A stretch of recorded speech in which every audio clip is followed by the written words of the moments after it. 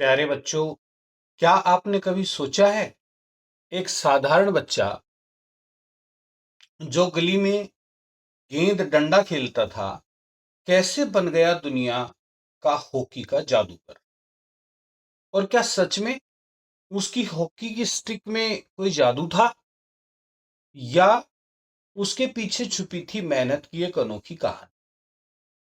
आज हम जानेंगे एक ऐसे खिलाड़ी की कहानी जिसका नाम सुनते ही पूरी दुनिया गर्व से झुक जाती। नमस्ते प्यारे बच्चों, मैं विनोद कुमार वेदालंकार आपका स्वागत है आपके अपने चैनल वी के हिंदी संस्कृत गुरुकुल में।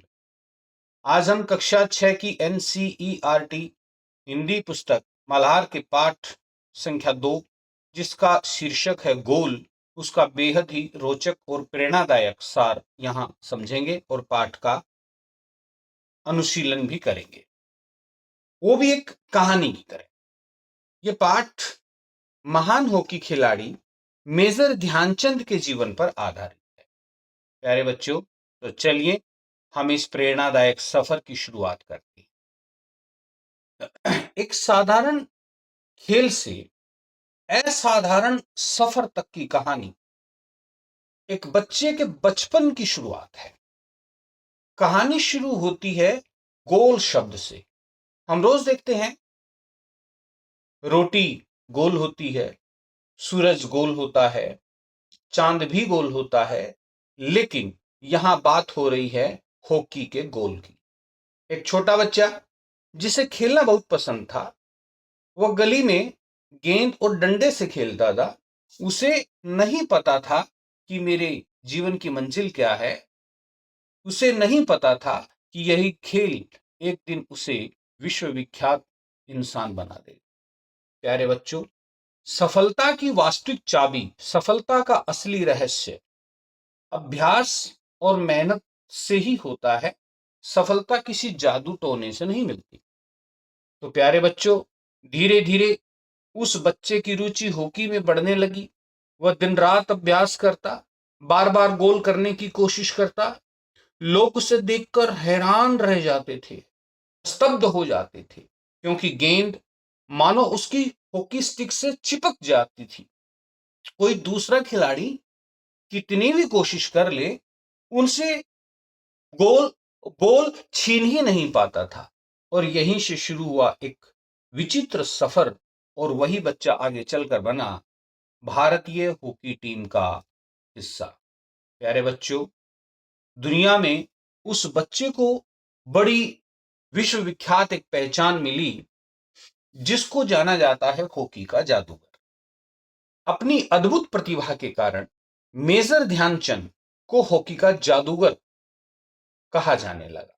उन्होंने कई सारे बड़े मैचों में शानदार गोल किए और भारत का नाम पूरी दुनिया में रोशन किया। प्यारे बच्चों, उनकी सफलता का राज क्या था? और मैं तो ये बताता हूं, ये कहता हूं, ये आपको समझाने की कोशिश करता हूं कि किसी भी बच्चे की सफलता के यही राज है, यही रहस्य है, यही 3 पॉइंट है, आप नोट कर लें। पहला है निरंतर अभ्यास, दूसरा है सच्ची लगन, और तीसरा है खेल भावना, यानी कि टीम वर्क। प्यारे बच्चों, यह पाठ हमें क्या संदेश देगा? इस पाठ से हमें जीवन की क्या शिक्षा मिलने वाली है? तो ये कहानी, ये पाठ हमें ये सिखाएगा कि अगर हम किसी काम को पूरे मन से करें, पूरी लगन से करें, तल्लीनता से करें, तो सफलता हमें जरूर मिलेगी। और प्यारे बच्चों, सफलता कभी भी अकेली नहीं आती। सफलता जब आती है तो अपने साथ कई सारी चीजें लाती है, जिनमें से मेजर ध्यानचंद जी मुख्य रूप से 3 बिंदुओं को उकेरते हैं। पहला है, जब भी सफलता आती है तो वो एक जिम्मेदारी लेकर के आती है। जब भी सफलता आती है तो वो विनम्रता लेकर के आती है। जब भी सफलता आती है तो वो देशभक्ति लेकर के आती है। तो ये जिम्मेदारी का गुण, नम्रता का गुण, देशभक्ति का गुण, ये सभी गुण हमें एक अच्छा और सफल इंसान बनाते हैं। प्यारे बच्चों, इस पाठ में हमें यही पढ़ने को, यही सीखने को मिलेगा। तो सबसे पहले हम लेखक के बारे में जान लेते हैं। तो आपकी जो पाठ्य पुस्तक है उसमें लेखक परिचय दिया हुआ है। यदि कोई खिलाड़ी अपनी आत्मकथा का नाम गोल रखे, आत्मकथा, आत्मकथा माने उस व्यक्ति के खुद के ही द्वारा लिखी हुई अपने जीवन की कहानी को आत्मकथा कहते हैं, तो उसका नाम गोल रखे, तो इस नाम को पढ़कर ही हमें तुरंत समझ में आ जाना चाहिए कि वो खिलाड़ी उस खेल से कितना प्यार करता होगा। जी हां, अमर खिलाड़ी हैं हॉकी के जादूगर कहे जाने वाले मेजर ध्यानचंद।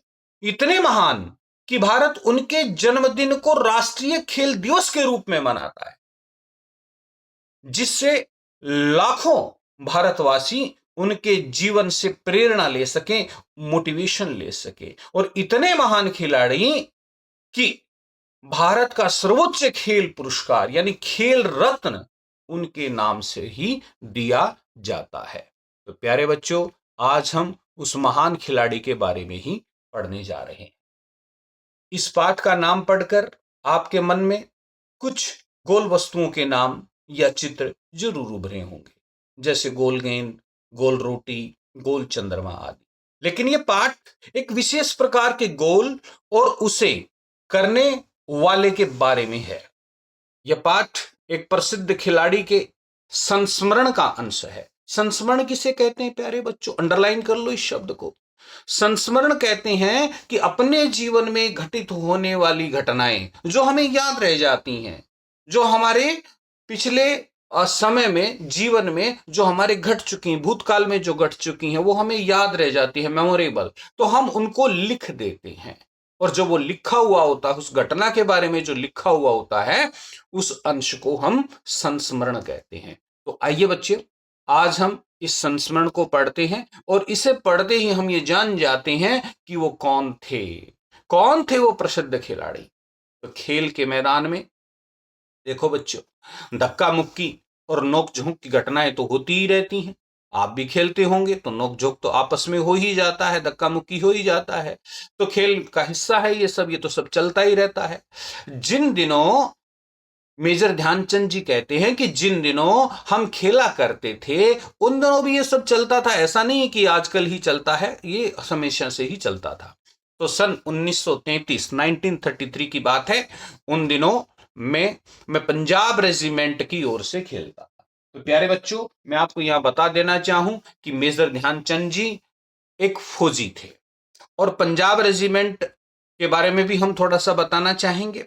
तो पंजाब रेजिमेंट की जो है वो भारतीय सेना की सबसे पुरानी थल सेना की एक टुकड़ी है और बहुत ही सम्मानित पैदल सेना है, जिसको अंग्रेजी में इन्फेंट्री कहते हैं।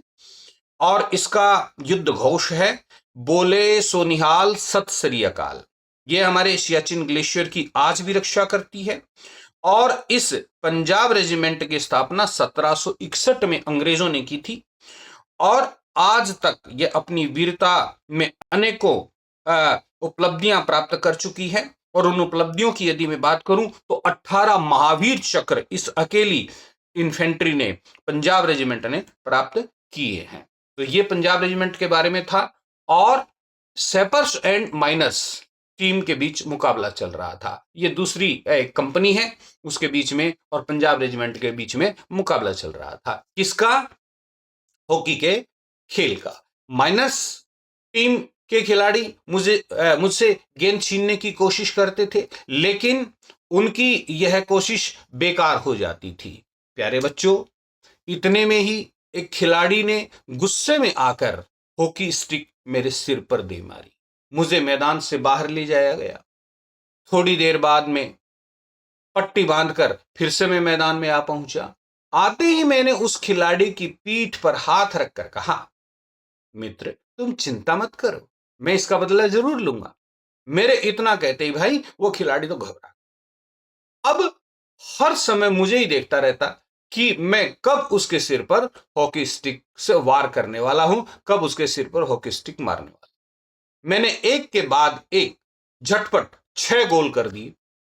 खेल खत्म होने के बाद मैंने फिर उस खिलाड़ी की पीठ थपथपाई और कहा, दोस्त खेल में इतना गुस्सा अच्छा नहीं होता, मैंने तो अपना बदला ले ही लिया।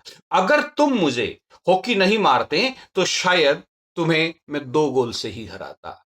वह खिलाड़ी सचमुच में बहुत शर्मिंदा हो गया। तो प्यारे बच्चों, ये बदला लेने का एक सकारात्मक ढंग है। हम बदला कैसे लेते हैं? किसी ने हमको थप्पड़ मार दिया तो हम भी उल्टा थप्पड़ ही मारेंगे? नहीं। तो यहां पर बदला लेने का एक सकारात्मक तरीका भी होता है। सच मानो, बुरा काम करने वाला आदमी हर समय इस बात से डरता रहता है कि उसके साथ भी बुराई होने वाली है, लेकिन अच्छा व्यक्ति, अच्छे काम करने वाला व्यक्ति का डर खत्म हो जाता है, क्योंकि वो जानता है कि उसके साथ कभी भी बुरा नहीं होने वाला, उसके साथ जो भी होगा अच्छा ही होगा। तो आज मैं जहां भी जाता हूं, मेजर ध्यानचंद जी कहते हैं कि आज मैं जहां भी जाता हूं, बच्चे व बूढ़े मुझे घेर लेते हैं और मुझसे मेरी सफलता का राज जानना चाहते हैं। ये मैंने तुमको पहले ही बता दिया। मेरे पास सफलता का कोई गुरु मंत्र नहीं है, कोई जादू मंत्र नहीं है। हर किसी से मैं यही कहता हूं कि भाई, लगन, साधना और खेल भावना, इन तीनों शब्दों को अंडरलाइन कर लो, बार बार आपसे इनका पाला पड़ता रहेगा। लगन, साधना और खेल भावना ही सफलता के सबसे बड़े मंत्र हैं। तो मेरा जन्म सन 1904 में 1904 में 1904 में प्रयाग, जिसको इलाहाबाद कहा जाता था बीच में, अब फिर से उसका नाम बदलकर प्रयागराज रख दिया गया है, प्रयाग में एक साधारण परिवार में, जो कि यूपी में है, उत्तर प्रदेश में। बाद में हम झांसी आकर के बस गए। 16 साल की उम्र में मैं फर्स्ट ब्राह्मण रेजिमेंट में एक साधारण सिपाही के रूप में भर्ती हुआ। तो ये फर्स्ट ब्राह्मण रेजिमेंट क्या है? ये फर्स्ट ब्राह्मण रेजिमेंट भी ब्रिटिश सेना द्वारा स्थापित की गई थी 1776 ईस्वी में।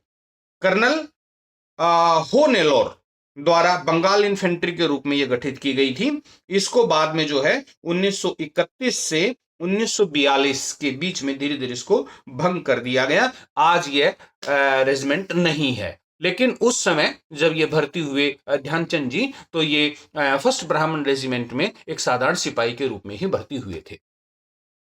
और इनको जो बाद में मेजर कहा जाता है, जैसे मेजर ध्यानचंद, तो मेजर का जो पद मिला, इनके खेल की वजह से इनको सम्मान के रूप में ये इनकी पदोन्नति होती चली गई और ये मेजर तक पहुंचे। तो मेरी रेजिमेंट का हॉकी खेल में काफी नाम था, पर खेल में मेरी कोई दिलचस्पी नहीं थी। उस समय हमारी रेजिमेंट के सूबेदार मेजर तिवारी जी थे। वे बार बार मुझे हॉकी खेलने के लिए कहते। हमारी छावनी में हॉकी खेलने का कोई निश्चित समय नहीं था। छावनी का मतलब होता है कंटोनमेंट एरिया, यानी कि जहां पर फौज रहती है। ठीक है, जैसे अंबाला के अंदर है अंबाला कैंट, ठीक है, मेरठ के अंदर है मेरठ कैंट, झांसी के अंदर है झांसी कैंट, ठीक है। ऐसे कैंट माने छावनी एरिया जहां पर फौज रहती है। तो खेलने का कोई निश्चित समय नहीं था। सैनिक जब भी चाहते थे मैदान में पहुंच जाते थे और खेलने का अभ्यास शुरू कर देते थे। उस समय तक मैं एक नौसिखिया खिलाड़ी था। नौसिखिया शब्द को अंडरलाइन कर लीजिए। नौसिखिया शब्द का मतलब है नया नया सीखने वाला। किसी भी काम को जो नया नया सीखने वाला व्यक्ति होता है उसको नौसिखिया कह देते हैं। तो जैसे जैसे मेरे खेल में निखार आता गया, वैसे वैसे मुझे तरक्की भी मिलती चली गई। जैसे मैंने अभी बताया, वो मेजर तक पहुंचे। सन 1936 में बर्लिन ओलंपिक हुए थे और बर्लिन ओलंपिक में हमारी भारत की टीम गई थी और मेजर ध्यानचंद जी कहते हैं कि मुझे उस टीम का कप्तान बनाया गया। और उस समय मैं सेना में फौजी नहीं रहा था, एक सामान्य सिपाही नहीं था। मेरी पदोन्नति हो गई थी और मैं लांस नायक बन गया था। लांस नायक मतलब छोटा हवलदार होता है। तो बर्लिन ओलंपिक में लोग मेरे हॉकी खेलने के ढंग से बहुत ज्यादा प्रभावित हुए और इतने प्रभावित हुए कि वहां लोगों ने मुझे हॉकी का जादूगर कहना शुरू कर दिया। और ये पद, ये सम्मानित पद, ये पदवी मुझे वहां के जो दर्शक गण थे उन्होंने ही दी, हॉकी का जादूगर। इसका मतलब यह नहीं था कि सारे गोल मैं ही करता था। अब ये खेल भावना के बारे में थोड़ी टिप्पणी करते हैं और बताते कि खेल भावना दरअसल क्या वस्तु होती है। तो मेरी तो हमेशा ही एक कोशिश रहती थी कि गेंद को गोल के पास ले जाकर अपने किसी दूसरे खिलाड़ी को मैं अवसर दे दे, ताकि उसे गोल का श्रेय प्राप्त हो, उसे गोल का सम्मान मिले, वो गोल उसके खाते में चला जाए। तो अपनी इसी खेल भावना के कारण मैंने दुनिया के जितने भी खेल प्रेमी थे उनका दिल जीत लिया। बिल्कुल सही बात है। आप दूसरे की हेल्प करोगे तो दिल जीत ही लोगे। तो वही खेल भावना, वही विनम्रता सफलता के साथ साथ जो आती है, वही जिम्मेदारी का भाव सफलता के साथ साथ जो आता है, महानता जो आती है, वो ऐसे ही तो आती है। तो बर्लिन ओलंपिक में हमें स्वर्ण पदक मिला। स्वर्ण पदक मतलब गोल्ड मेडल मिला। खेलते समय मैं हमेशा इस बात का ध्यान रखता था कि हार हो या जीत, क्योंकि हार जीत तो खेल का हिस्सा है, ठीक है, लेकिन हार हो या जीत वो मेरी नहीं है, ठीक है। उसमें मैं की भावना नहीं थी कि मैंने, मेरी वजह से टीम जीत गई, मैंने ये कर दिया, मैंने वो कर दिया, तुमने कुछ नहीं किया, नहीं, इस प्रकार की बात नहीं थी। तो महानता का यही लक्षण है। तो मेजर ध्यानचंद जी कहते हैं कि मैं उस हार को या जीत को अपनी नहीं मानता था, बल्कि अपने पूरे देश की मानता था, अपने खिलाड़ियों की मानता था। तो प्यारे बच्चों, इस प्रकार से हमने यह पाठ जो है पढ़ा, इसको समझा, और मैं आशा करता हूं कि आपकी समझ में ये पाठ अच्छी प्रकार से आया होगा। अगर नहीं कोई बात समझ में आई है, कोई दिक्कत रह गई है, तो आप इसको रिपीट करके इस वीडियो को सुने। अगर आपको यह कहानी बहुत ही मोटिवेशन देने वाली लगी, प्रेरणादायक लगी, तो इस वीडियो को लाइक जरूर करें। और ऐसे ही सरल और रोचक तरीके से हिंदी पढ़ने के लिए और संस्कृत भी पढ़ने के लिए हमारे चैनल को वीके हिंदी संस्कृत गुरुकुल को सब्सक्राइब करना तो बिल्कुल भी न भूलें। कमेंट में जरूर लिखें कि आपको इस कहानी से क्या शिक्षा मिली। प्यारे बच्चों, मैं आपकी सफलता के लिए आपको शुभ आशीर्वाद देता हूं, और यह प्रेरणादायक कहानी आपके जीवन के गोल को सेट करने में आपकी और उसको अचीवमेंट करने में भी आपकी हेल्प करेगी। याद रखिए प्यारे बच्चों, सपने बड़े हो या छोटे, सपने बड़े हो या छोटे, अगर मेहनत सच्ची हो, अगर मेहनत लगन से की जाए तो सफलता जरूर मिलती है। मिलते हैं अगले वीडियो में, इसी पाठ के सेकंड पार्ट में इसका जो प्रश्न अभ्यास है उसके ऊपर डिस्कस किया जाएगा। यहां तक वीडियो देखने के लिए आपका धन्यवाद। और इसी पाठ का दूसरा वीडियो, दूसरा पार्ट जरूर देखें, उसमें इसका पूरा प्रश्न अभ्यास जो है अच्छी प्रकार से डिस्कस किया जाएगा। आपका बहुत बहुत धन्यवाद।